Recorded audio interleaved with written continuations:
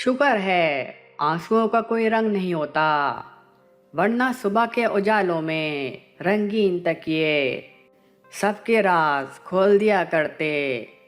अगर हमसे गलती हो जाए तो इब्लीस की तरह दिलेर नहीं होना चाहिए, बल्कि माफ़ी मांग लेनी चाहिए, क्योंकि हम इब्ने आदम हैं, इब्ने इब्लीस नहीं।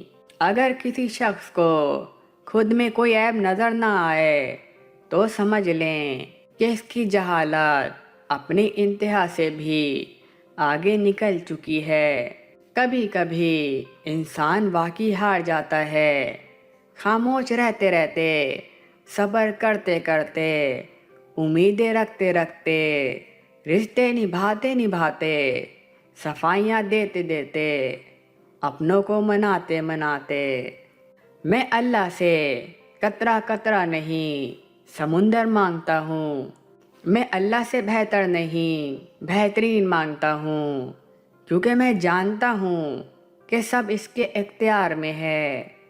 अल्लाह जानता है या वो शख्स के वो आंसू कितने तकलीफदा होते हैं जो बाहर टपकने की बजाय अंदर गिरते हैं। बहुत से लोग खौफजदा हो जाएं अगर वो आईने में अपने चेहरे के साथ साथ अपना किरदार भी देख पाएं। औरत के सेंस इतने तेज हैं कि वो नज़र और नियत पहचान लेती है। दरअसल वो धोखे इस वक्त खाती है जब वो खुद को धोखा देना चाहे।